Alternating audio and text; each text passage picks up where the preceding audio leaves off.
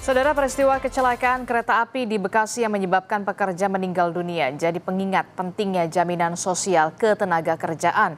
Direktur Utama BPJS Ketenagakerjaan bersama dengan Menteri Ketenagakerjaan menyerahkan secara simbolis manfaat jaminan sosial kepada keluarga korban sekaligus memastikan hak ahli waris terpenuhi.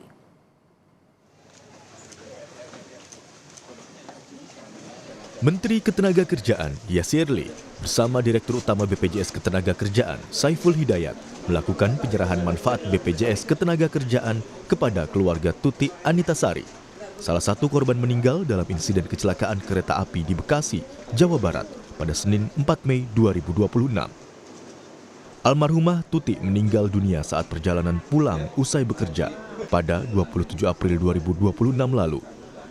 BPJS Ketenagakerjaan memastikan seluruh hak almarhumah diproses sesuai ketentuan. Total manfaat yang diterima ahli waris mencapai 435 juta rupiah, termasuk jaminan beasiswa pendidikan untuk kedua anak hingga perguruan tinggi.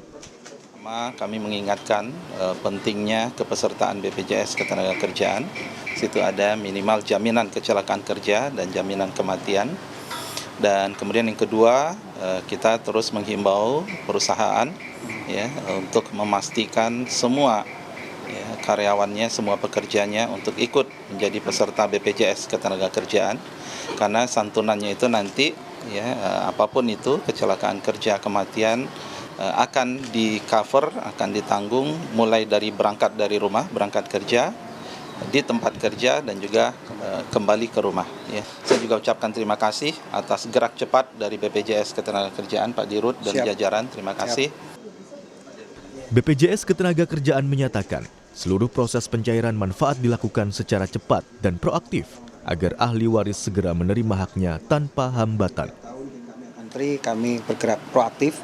Sebenarnya sudah bisa cair minggu lalu, namun karena Mas Aji masih memakamkan almarhumah di Wonogiri, jadi baru menunggu hari ini. Dan berikutnya adalah untuk beasiswa dua orang putra dan putrinya, umur 9 tahun dan kemudian sekarang 1,5 tahun. Yang 9 tahun langsung dari kelas 4 SD sampai dengan nanti perguruan tinggi, senilai 79 juta.